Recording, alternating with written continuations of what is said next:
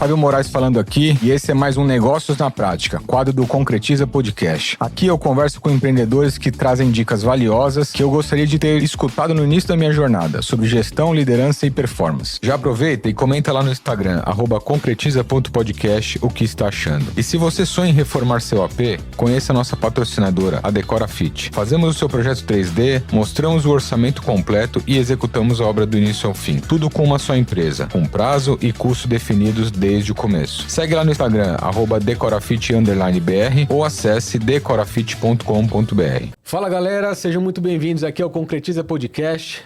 É espaço onde as ideias saem do papel e viram realidade. Eu sou Fábio Moraes, host aqui do Concretiza, e aqui você aprende a liderar e empreender, porque no final das contas, resultado bom é aquele que se concretiza. Bom, pessoal, se tem uma coisa que eu aprendi empreendendo é que empresa sem direção até cresce, mas cresce torta. Hoje a gente vai falar sobre como corrigir isso, tá? Gestão com propósito. E eu recebo aqui o fundador da Yasaka, Kazuo Yasaka, que é empresário e escritor, com mais de 27 anos de experiência em negócios e cultura organizacional. Kazuo, um grande prazer, uma honra te receber aqui no Concretiza Podcast. Obrigado, eu gostei do trocadilho que você fez aí, né? Pessoal aí, prazer estar aqui com vocês, mas o trocadilho que você fez, que empresário que cresce concretiza. É isso. Isso é legal, cara. É isso, porque não adianta a gente andar um de lado, mas acho que resultado bom é aquele que se concretiza. O resultado que concretiza na conta corrente, melhor ainda, né? Melhor ainda. Kazuo, pra gente poder começar, antes da Yasaka virar uma referência, né, a gente vai falar bastante sobre ela aqui, quem era o Kazuo na vida profissional, né? O que você percebeu ali que eventualmente não é só meta, não é processo, que sustentava uma empresa? Quem era o Kazuo ali antes da Yasaka? Antes da Yasaka, o Kazuo tinha aberto uma barraca de cachorro-quente, um restaurante.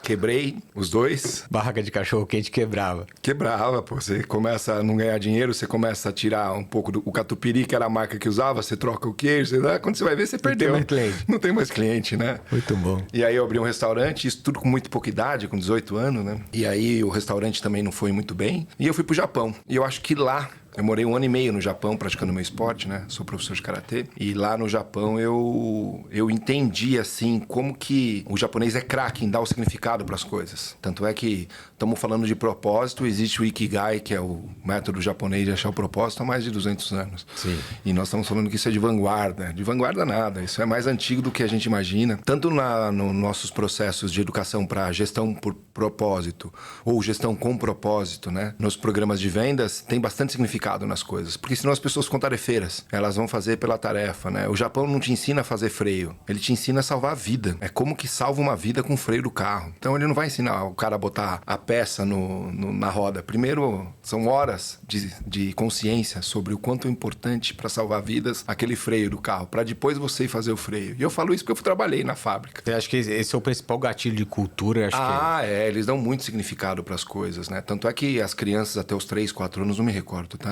Qual a idade correta. Eles não aprendem matérias, eles aprendem cidadania. Então, no Japão eu vi isso. E no Japão também eu vi como chama omotenashi.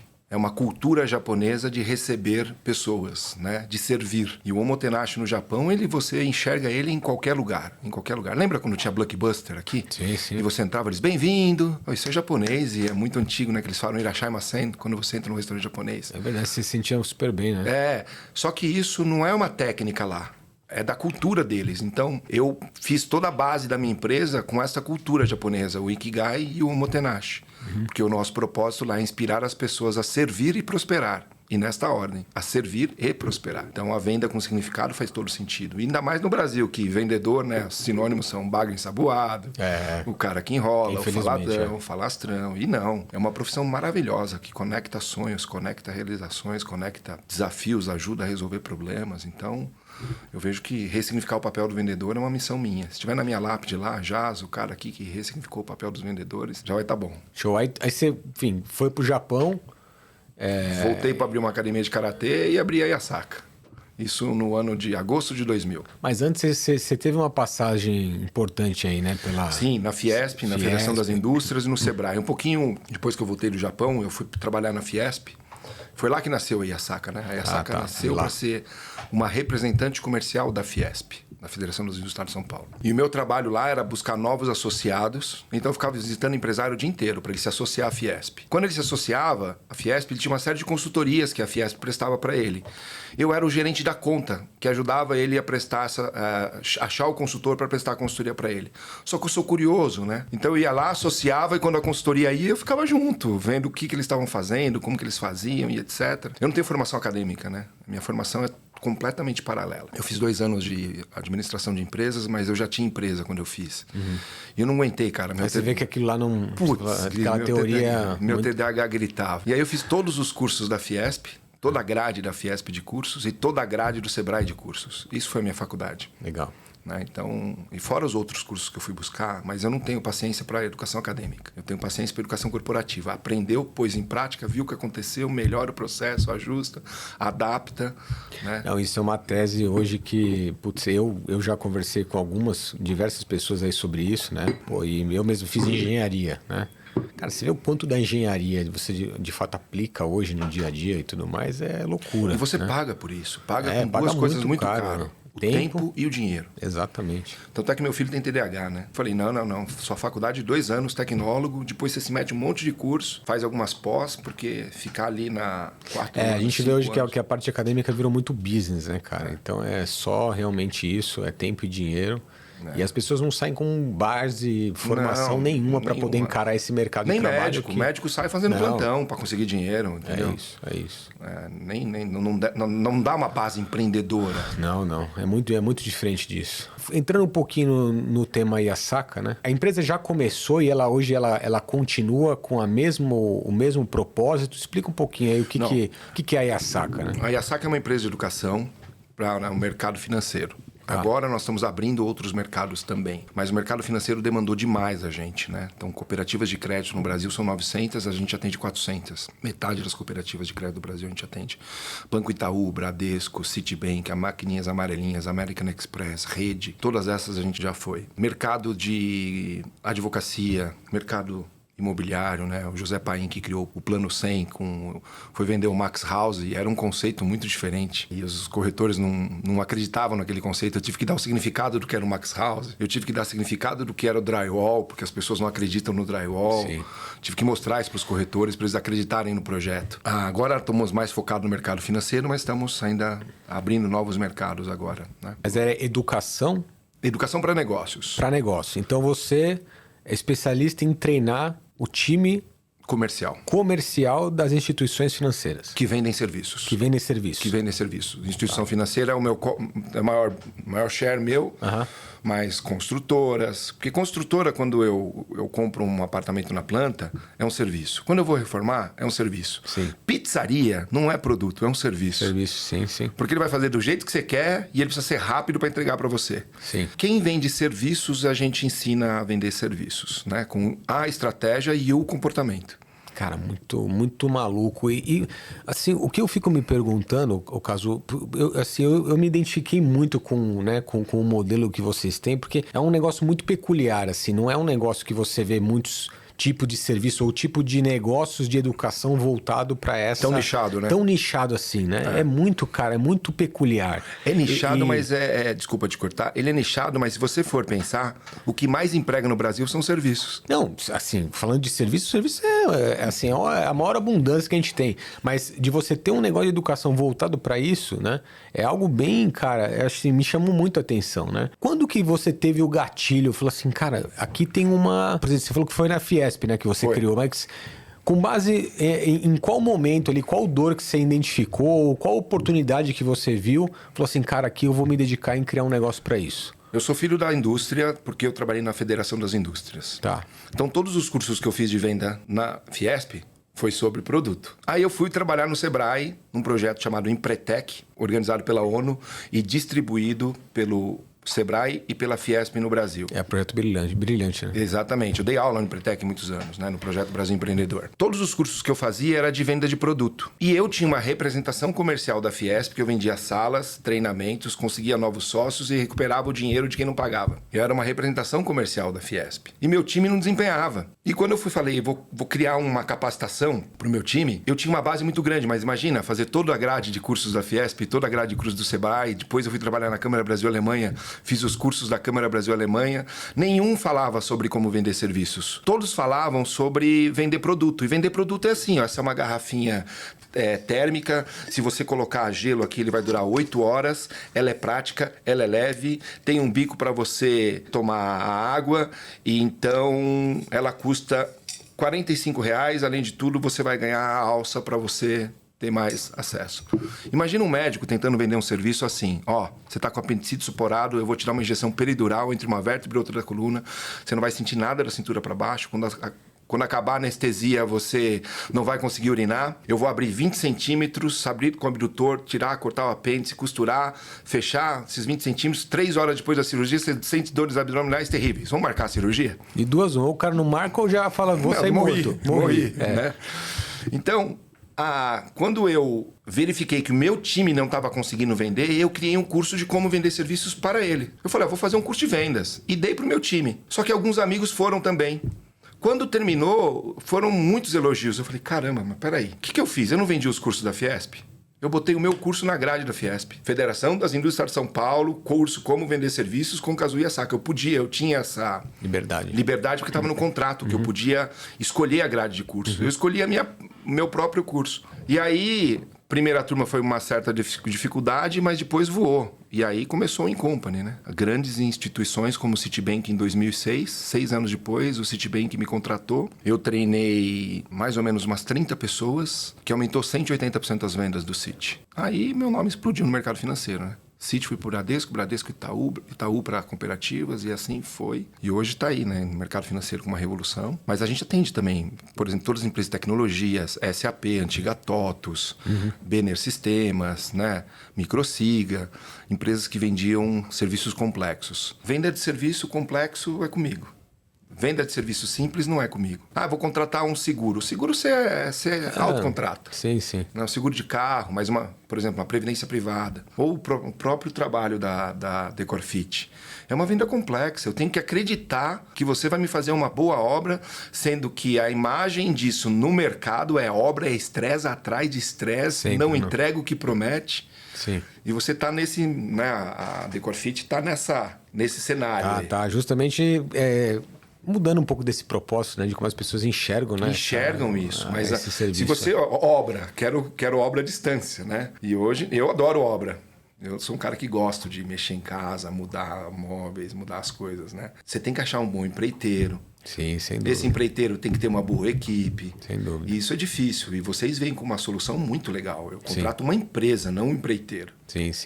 Porque por mais que o empreiteiro tenha uma empresa, você sabe que está contratando aquele cara, que se ele se machucar, ferrou a obra. Acabou. Né? Você não, você deve ter vários empreiteiros, vários engenheiros, vários arquitetos. Venda de serviço complexo é isso. Eu acho que é isso que você gosta, cara. Como você faz? Você compra, assina contrato, vai pagando e mais torce e reza para que dê certo no final. Kazu, vamos entrar aqui no método GPS, que basicamente é gestão por propósito, né? E o S é de dinheiro. De S de dinheiro. Legal. Gestão por propósito e grana.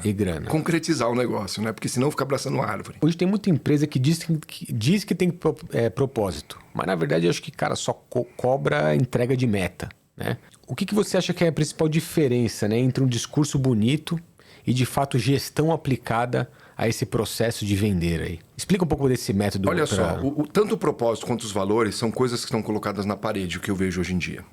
Por exemplo, quantos por cento do seu time construiu os valores da sua empresa atualmente? Pouquíssimos. Muitas vezes é o valor do dono que eu jogo goela abaixo. Ou o time de alta gestão, o que nós queremos aqui como cultura. Isso aqui a ideia é transcender para... Hoje não, a cada planejamento estratégico meu, eu mudo os valores. Eu busco valores que eu quero ter ou manter que vão me apoiar naquele planejamento estratégico. E eu construo os valores com 100% da minha equipe.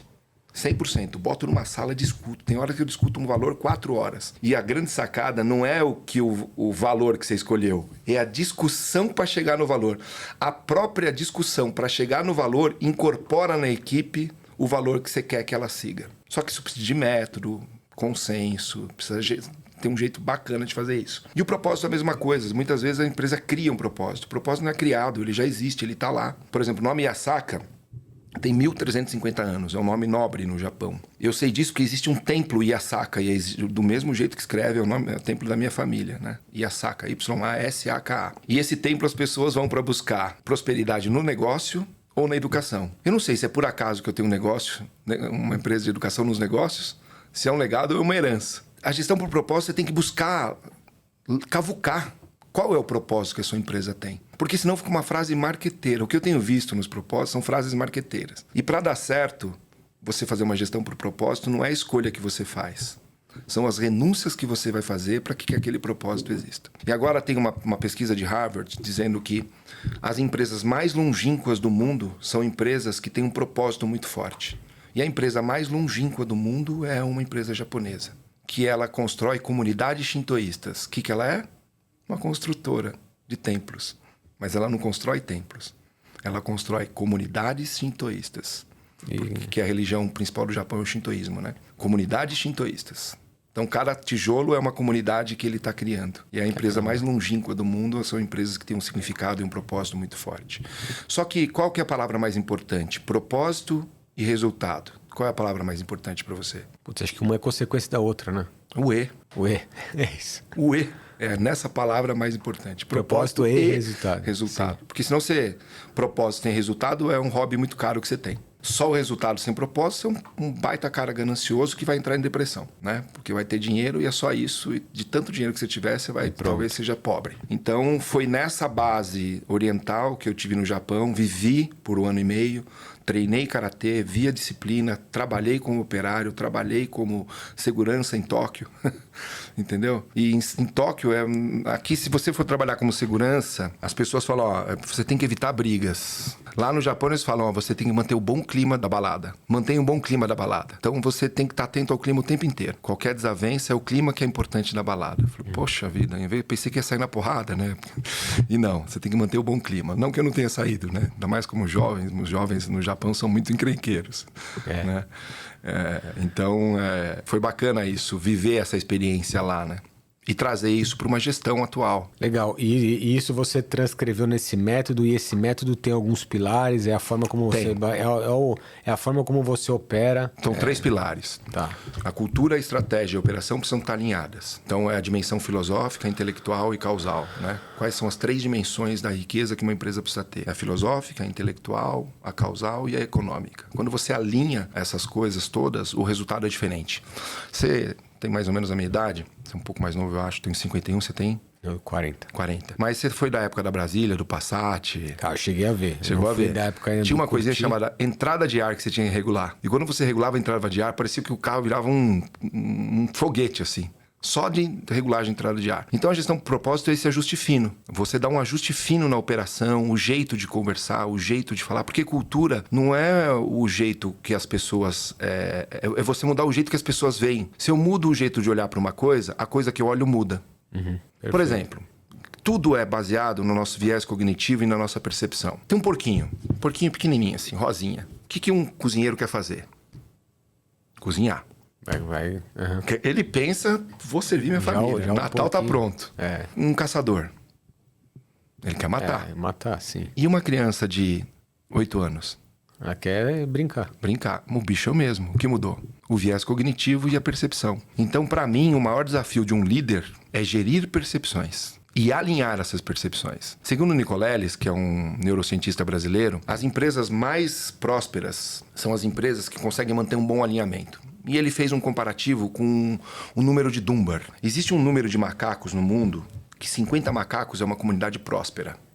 E desses 50 macacos, 20% do tempo deles estão buscando guerras com outras tribos e pegando pulga um no outro. E aí se criou uma tribo chamada Império dos Macacos. É tão inusitado que isso virou série do Netflix. São 200 macacos. Ninguém sabe como que prospera tanto 200 macacos, porque não dá. Não dá para fazer o alinhamento entre eles, pulga, guerra e etc, etc. Eles ficam 40% do tempo pegando pulga um no outro e muito tempo guerreando para conseguir manter o alinhamento entre eles. E a hierarquia e tudo isso. E uma empresa, para ela ter muita longevidade, o que manda é o alinhamento. Só que este alinhamento é na percepção. É alinhamento de percepção. Sempre é.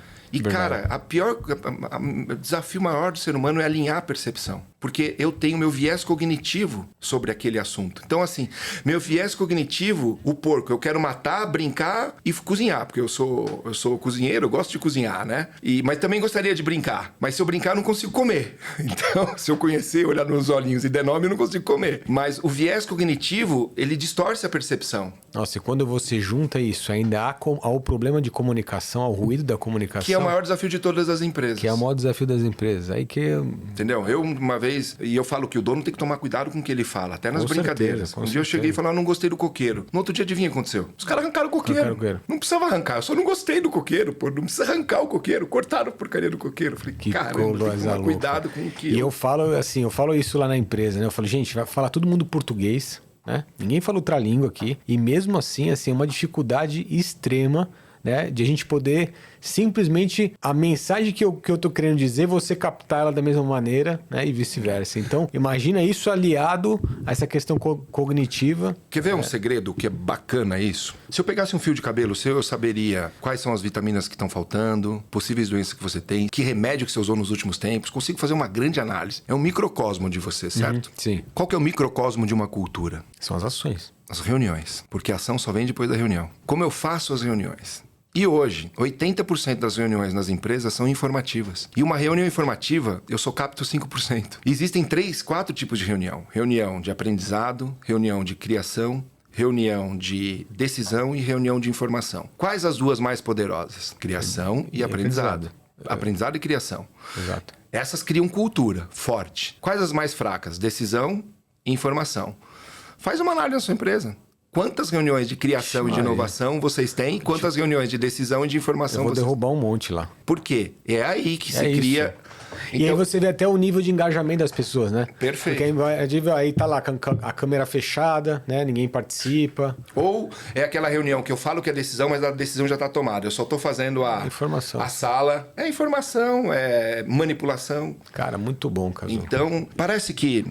Hoje eu fiz uma operação descoberta, eu estou fazendo meu planejamento estratégico. E quando eu faço planejamento estratégico, eu escuto 25% dos meus clientes. Então eu tenho perguntas que eu elaboro sobre quem eu sou, o que o mercado está acontecendo e os desafios que ele precisa e como que ele veria isso num conjunto da obra, né? Se a gente pudesse ajudar. E um cliente me falou, Cazu, vocês têm uma capacidade de trazer coisas antigas. Ele falou, não, me desculpa, não é antigas. Coisas de essência, de um jeito novo... que é fundamental. Então a gente fala sobre essência e vigência, né? Qual é a essência da Kombi? Levava muita gente, ou muita coisa. Resistente, confiável e etc. Ela é vigente ainda? Não. Não tem airbag, não tem ABS, não tem sistema de tração, não tem nada. O motor, você está sentado em cima do motor. Então... como que eu faço para manter a essência de uma empresa, mas eu mudo a vigência de algumas coisas na gestão, para que essa mudança na sua gestão esteja alinhada com a tua essência? E aí você tem que escutar fundador, tem que escutar quem está fazendo CEO, porque qual que é a essência desta coisa aqui, né? Você deve ter assistido... Você viu já... Minha mãe é russa, né? Então eu tenho em casa aquelas bonequinhas russas, que você vai abrindo uma, chama mamutka, né? Ou matrioshka, que você vai abrindo a bonequinha e chega... A empresa, ela tem a essência, mas de vez em quando ela vai colocando algumas capas e ela nem sabe porque aquela prática tá ali. Só que aquela prática não tá alinhada com a essência dela. E isso começa a dar ruído. E começa a dar ruído. Então, por exemplo, uma cooperativa de crédito, que é a prosperidade de uma comunidade, ela não pode ter meta de cheque especial. Só que ela tem uma baita renda com cheque especial, uma das melhores rendas. Como que ela faz para não ter associados dela com cheque especial? Ela tem que fazer educação financeira. O cara que saiu do cheque especial com um novo empréstimo, ela tem que educar. Sem dúvida. Então, tudo bem ter cheque especial, mas o meu objetivo é que você não tenha cheque especial. Só que aí ela tem que criar processos internos, treinamento, investir para que isso aconteça. Porque senão ela é mais um banco normal. Sim. Por isso que eu falo, quando você tem gestão por propósito, o desafio não é a sua escolha. São as suas renúncias. Para que aquela sua essência emita um sinal de Wi-Fi tão grande que o seu colaborador saiba e o mercado reconheça. Saiba também. que entenda quem você é, por essência. E não pelo que você faz, mas o porquê você existe. Como disse Simon Sinek, né? Sim. Comece pelo porquê. Sim, sim. Então, cair nessa linha. Cazu, isso aqui que não é um podcast, é uma aula, viu, cara? Obrigado. Pessoal, eu acho que quem não tá com papel e caneta aí anotando, deveria fazer isso, porque com certeza isso vocês não veem em lugar, em faculdade, não vêem em lugar assim, tá? Obviamente que isso é o mundo real dos negócios, tá? Se você não segue o canal, ative aí o sininho, siga aqui o canal, deixe seus comentários, me ajuda muito aqui nos próximos temas, dúvidas que você tem, obviamente, em relação ao tema, traga aqui pra gente. Valeu? Cazu, vamos entrar no tema de cultura e pessoas. Você fala muito sobre despertar o que existe melhor nas pessoas, né? Mas e quando a gente desperta, obviamente, coisas que não são tão legais? Isso é muito normal, né? As empresas perderem a mão da cultura. Acho que é a coisa mais normal que se tem, né? Seja por troca de liderança, seja por crescimento acelerado, processos seja por que não foram desenhados, bem desenhados ou porque não foram seguidos, né? Os guardiões da cultura ali de alguma forma se perdendo. Como é que você vê esse tema e o que vocês têm feito de ação aí para isso? Primeira coisa, cultura não é responsabilidade de RH. Cultura é responsabilidade do líder máximo de uma instituição. Então, qualquer projeto de cultura que eu vou implantar numa empresa, se o líder máximo dessa não está na abertura do projeto, eu nem continuo. Eu já peguei avião e vim embora. Os caras falaram, você é maluco, cara. Eu falei, não, peraí. Cultura é de cima pra baixo. É daqui, ó. Você começa. Não tenho dúvida nenhuma. Se você é o CEO, você vai buscar o fundador. Se o fundador não morreu, é na família, você vai buscar quem é o líder do conselho. Sim. Cultura é responsabilidade do líder de conselho de uma empresa quando ela tem conselho. Quando a empresa é de dono, é do dono. Só que ele precisa de uma galera para fazer isso acontecer. E quem é essa galera? Quem é a galera-chave para fazer uma cultura? Quem é o elo entre o estratégico e o operacional? É o tático. Todo tático, é. Toda a liderança. Toda a liderança. Então quem bate o tambor da cultura é o líder máximo da instituição. E quem dança essa música, ensina os outros a dançarem, é a média liderança. Uhum. Cultura é simples de ensinar. Não, é complexo. Eu vou tentar mostrar de mostrar o que é cultura, né? Uhum. Eu digo que é simples de mostrar o que é. Eu já ouvi algumas frases assim que cultura é tudo que você faz quando ninguém tá vendo. Perfeito, mas é mais ou menos assim. Estamos aqui no seu set, aqui tem 5 pessoas, certo? Uhum. Você entra na sala, Fábio, eu tô dançando música eletrônica, meu filmmaker ali tá dançando axé, eu não sei o nome dos seus colegas aqui, ali tá dançando rock e ali tá dançando valsa. Você entra na sala e não tem música. Que música que você dança? A que você se simpatiza mais. Ou a que você sabe, que pode ser uma nova, sim. Dança de salão. Sim. E aí você olha na sala sem música... Depende da mensagem, né? Então a comunicação, ó, precisa dançar. Precisa dançar. Tá. Precisa dançar e precisa dançar da cultura da empresa. Só que você entra na empresa, cada um dança de um jeito. Você dança como? Do jeito que você sabe. É, sim. Ou não dança porque você é tímido. Mas se você entra na sala e tiver todo mundo dançando dança de salão, meu amigo... Tem que fazer. Por pressão psicológica, ou você dança ou você sai. Fora. Então, contratar pelo fit cultural é fundamental. E contratar pelo fit cultural é... Cara, tu sabe dançar dança de salão? Não. Tá afim de aprender? Tô. Então, você tá dentro. Tá afim de servir? De verdade? Tá afim de servir as pessoas para que elas prosperem? Tá afim de o servir vir primeiro antes que a prosperidade? Tá afim de fazer isso? Tô. Então é aqui. Então, por exemplo, eu tava num restaurante, uma funcionária, né? E isso é exercício de manter a cultura. Aí a funcionária, pô, tô com uma dorzinha de cabeça, alguém tem um remédio? Ela falou, eu tenho. Foi lá, pegou na bolsa e deu na mão dela. Aí ela falou, putz, Cazu, você serviu? Eu falei, não. Se fosse eu, teria levado o copo d'água. Aí você serviu direitinho. E já põe o remédio num guardanapo e leva com um copo d'água. Aí você serviu. Então, o servir tem sempre como algo a mais para você fazer. É o detalhe. É. Né? No Japão, você vai pegar a moeda, é incrível, cara. O cara bota uma bandejinha, porque lá ainda existe muito dinheiro, né? O cartão de crédito não é muito usado no Japão. Sim, no lá papel. É espécie, porque não tem inflação, né? Vai te dar moeda, ele bota uma bandejinha embaixo para pôr a moeda em cima. Para se cair, ele pega. Sim. É tudo muito voltado ao servir, né? Esse omotenashi, que tem lá essa filosofia de roster, né? De recebimento das pessoas. Sim. Chega a ser incrível. Eu tava em casa, uma vizinha tocou a campainha, que eu nunca tinha visto, e me deu uma maçã. No outro dia, meus amigos falaram, ganha uma maçã da vizinha da direita. Eu falei, que ela acabou de mudar. Então ela te deu uma maçã. Eu falei, olha só, eu mudei e não dei nada pra ninguém, né? Porque eu não sei. Eu vou precisar de vizinho, né? A gente de vez em quando precisa do vizinho. Sim, sem dúvida. Então tem essas coisas que eu aprendi lá e que funcionam muito bem. Não porque é do Japão. Isso funciona muito bem porque é do ser humano. E você sabe onde você aprendeu a servir? Mais ou menos por 10 anos. Porque por 10 anos, desde quando você nasceu até 10 anos, você só foi servido. Você não faz nada. É só pai, mãe, é tio, troca pra mim, amarra, faz, põe meu prato. Você já viu o que é ser servido. Né? Você já viu o que é ser servido. É só devolver isso pro universo. Sim. Entendeu? Cara, Cazu, acho que é um dos maiores desafios que a gente tem hoje na Decora Fit é a cultura. A gente teve uma, assim...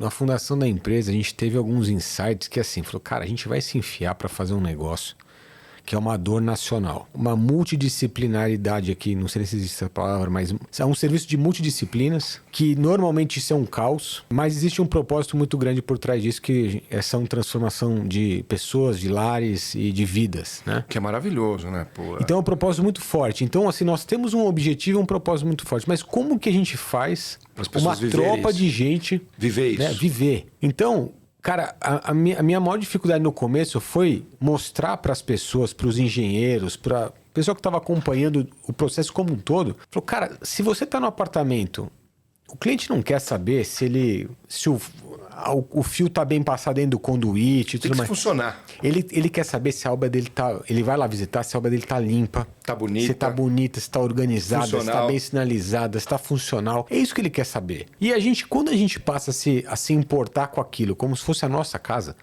Né? Eu falei, cara, imagina se fosse a tua obra. Você tá reformando o teu apartamento. Perfeito. Você agiria dessa forma? Você largaria a obra desse jeito, né? E de tanto a gente bater nisso, algumas pessoas se expeliram porque não conseguem viver naquele cenário do caos organizado. É o caos organizado. Né? E tem outras pessoas que falaram, não, isso aqui é o que a gente acredita. E foi assim que a gente conseguiu formar essa liderança tática para conseguir multiplicar isso aos novos entrantes, as pessoas que estão vindo aí na comunidade. E hoje... Assim como acho que todas as empresas, né? A dificuldade é crescer esse modelo com essa cultura presente e alinhada. Então, assim, a sua pergunta é, cara, alta liderança, cria a estratégia junto com a média liderança, A média liderança é a guardiã da cultura. Então, você tem que ensinar todos os seus líderes a dançar a dança de salão. Eu vou usar todos esses exemplos aí, Cazu. Tá todo mundo dançando. Eu não sei que música eu danço. Tá gravado. Tá louco, cara. Isso aqui é aula. Tá todo mundo dançando. Eu não sei que dança que eu danço. Mas eu olho pra sala, o líder tá dançando dança de salão. Peraí, que tem uma mensagem. O líder dança dança de salão, ele dança rock. Então eu vou dançar dança de salão. É essa dança que eu preciso aqui, né? E essa dança é o quê? É como você serve, é como você atende, é como você lida com os problemas, é como você cobra, é como você dá meta. É como você conversa quando a meta não aconteceu. Espelho, né? É tudo que a gente sabe de gestão. Só que é o como. Porque você precisa fazer a mudança de olhar, né? Eu tenho um amigo que eu fui no hospital dele, é um oncologista, e hoje ele tá com câncer, é um grande amigo, inclusive.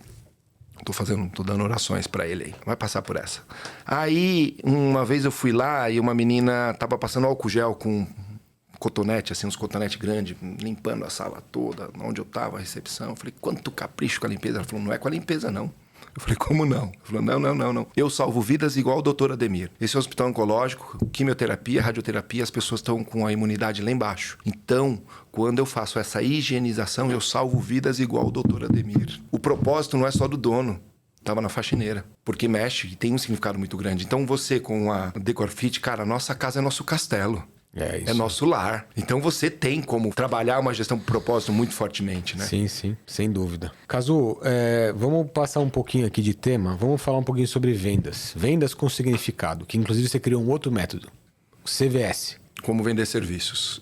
Né? Pô, isso daí já impactou aí mais de 65 mil profissionais. Esse programa tem 25 anos. 25 anos. E assim, o que na última linha acha que falta para o empresário entender o que é vender? Eu vou falar de vendas complexas que é o que eu mais navego. Vendas mais simples, você faz autosserviço. Você compra passagem de avião sem nenhuma interação. Você compra pacotes de viagem sem nenhuma interação. Você compra seguro sem nenhuma interação. Você aluga carro sem nenhuma interação. Com pouca interação, né? Mas a venda complexa, ela é baseada no relacionamento. Eu digo que passou do momento da venda do convencimento, né? Exatamente. Você não convence ninguém a nada. Não convence ninguém. E se não tiver um alinhamento muito forte de ganha-ganha, né? Como que vai existir, o que a gente consegue, né? A empresa consegue agregar para o cliente e vice-versa. Não tem venda. Não tem venda. E outra coisa, imagina só, eu sou um vendedor e eu tenho essa característica de servir ao outro e não me servir do outro para bater meta ou campanha. Então, o vendedor com significado, ele serve. Ele não se serve para bater meta, campanha ou ganhar um prêmio. Primeira coisa. Porque eu, quando vendo serviço, eu tenho que estar olhando para os seus olhos, não para o teu bolso. Na hora que eu começar a olhar para o teu bolso, acabou a relação de confiança. Porque eu quero o seu dinheiro. E eu não quero te dar uma solução. Então, a venda de serviços complexos, ela é baseada em confiança, segurança e credibilidade. Você vai na Copenhague para quê? Para comprar um presente. Você compra uma pizza em casa, por quê? Porque você quer comunidade. Você vai no supermercado porque você quer muita variedade e pouco preço. Certo? Certo. Por que você compra um serviço? Porque é confiança, segurança e credibilidade. Eu tenho que confiar no seu caso. Se eu não confiar no arquiteto que está lá me atendendo, eu falo, tô fora. Você pode ser lindo e maravilhoso. Eu tô fora. Só que o inverso é verdadeiro. Você pode ser feio por dentro na empresa, mas se o arquiteto passou confiança e segurança, eu compro e entro numa enrascada. Com certeza. Então, quando você alinha a sua operação com essa servir... Aí é máquina. Aí é máquina, porque o cara fala, ele fala com tanta convicção que ele sabe que por trás dele, a equipe de back-office vai entregar o que ele está prometendo. O duro quando o cara é bom em criar a relação de confiança e não entrega o que prometeu. E aí, muitas das vezes, omite. Por exemplo, quando eu fui comprar os meus armários numa casa em Uberlândia, eu comprei com o dono. Falei, cara, todas as empresas que eu compro móvel planejado atrasam. Você vai ser mais um? Não, aqui não funciona assim, assado, frito, cozido, ensopado. Eu falei, fechou. Mas se você atrasar, o que a gente faz? Fora do contrato, eu e você, nós dois na relação. Ele falou, você pode vir aqui na minha fábrica e eu pego tudo e ponho na frente no seu. Eu falei, fechou. 4 meses depois eu estava na fábrica. Parou a fábrica, entrei. Falei, você vai honrar o seu fio do bigode? Eu vou honrar. Aí o cara honrou. Tá? 6 meses depois ele fechou a fábrica. Ele não estava conseguindo. Mas eu não queria no contrato. E se ele falasse, eu não vou honrar, eu falei, tá bom, é só mais um. Só mais um. É só mais um que prometeu e não entrega. Entendeu? Aí ele honrou. Parou toda a fábrica e me entregou o meu... Pelo menos... Porque, pô, eu tinha... Com antecipação, eu ia fazer meu primeiro Natal na primeira casa que eu comprei na minha vida, cara. Nossa, imagina a expectativa. Entendeu? Na primeira casa que eu construí na minha vida. E uma casa que eu consegui, graças a Deus, é meu trabalho, uma casa bacana. Essa relação de confiança é fundamental. Fundamental. Eu já perdi muito dinheiro para manter a confiança. Caguei que esparramei. Não, puta, a gente fui lá, igual, honrei. a gente é igual, Cazu. Assim, é o que eu falo pro time, assim, e eu acho que isso também faz parte da nossa cultura. Cara, nós erramos. Cara, enfia a mão no bolso Corrige. e corrige. Perfeito. Pronto. Atrasou. A gente tem penalidade, paga. Paga, pede desculpa. Pede desculpa, entendeu? Não é só pagar, não é só contratual, né? Não é só. E faz o possível.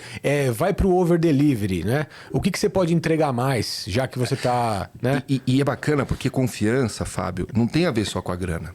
Por exemplo, tem uma escola que os pais estavam atrasando. E ela falou que o pai que atrasasse ia pagar uma multa. Simbólica, mas pagaria uma multa em dinheiro. Uhum. Aumentou ou diminuiu os atrasos? Aumentou, porque se eu atraso e pago a multa, você não me enche o saco. Então a relação de confiança foi comprada. Então nem sempre é dinheiro na relação de confiança. Sim, concordo. Só devolver o dinheiro não é o suficiente. Alguém fala, o arquiteto que vendeu fala, pô, me desculpa, tivemos um grande problema aqui, eu vou arcar com a multa, mas a multa não é o problema foi meu compromisso com você. Sem dúvida. Esse CX, muitas vezes a gente esquece de fazer porque eu tô pagando a multa. Então se eu paguei a multa, eu estou exímio de me pedir desculpa. Ou olhar no olho de alguém e falar, cara, não foi legal o que aconteceu aqui. Sem dúvida. E tem hora que isso vale mais do que o dinheiro. Não, eu não tenho dúvida nenhuma. Eu acho que o fato da multa é minimamente para você ter uma contrapartida, né, contratual pelo que você está lesando. Né? Exatamente. Agora, o efeito moral, né, com moral certeza... Não pega, não é bom. Não é bom. É isso. Legal, Cazu. Por último bloco aqui, a gente fala um pouco do futuro da gestão. Se a gente olhar para os próximos 10 anos aí nas empresas, o que você entende que deveria mudar na forma das empresas verem essa questão da meta, mas não só alinhada à questão financeira? Qual é o principal gatilho que você entende e por tudo que você viveu aí ou vive, né? Primeiro que nós estamos no mundo Bunny, né? Ou VUCA. Bunny. É Bunny, né? Ou é VUCA? Era Bunny, VUCA, agora é só Bunny, coisa assim. Que tudo é definitivo pelos próximos 30 segundos. Então você me fez uma pergunta, cara, que se eu souber a resposta daqui 10 anos, eu provavelmente vou escrever 6 números aqui e vou ganhar na Mega, né? Mas o que eu vejo quando você fala da meta, toda empresa trabalha com meta. Tem empresa que trabalha pela meta. É diferente. Eu trabalho pela meta, eu trabalho com meta. Eu trabalho pelo propósito e pelo cliente. Mas eu tenho meta. Quando inverte essa mão, eu trabalho pela meta, aí você tá com problema. Porque nada é mais perigoso do que o sucesso do passado. E segundo Goethe, o primeiro sinal de que não sabemos o que estamos fazendo é uma obsessão pelos números. A hora que você ficar obcecado pelos números, você começou a perder a gestão da sua empresa, a mão da sua. Sim. Né? Então eu penso que as empresas que se ficarem obcecadas pelas metas, pelo número e trabalham pelas metas, elas têm tempo curto. Legal. Tem um tempo curto. Legal. Porque é essencial. Eu concordo. Quem resulta? Eu acredito que, assim, obviamente, você vai precisar olhar número, né? Você precisa olhar dados, você precisa olhar indicador, obviamente, que senão nenhuma empresa para em pé. Perfeito. Né? Mas um desses indicadores precisa ser, obviamente, como é que está a satisfação do teu cliente, claro. né? Pesquisa de clima.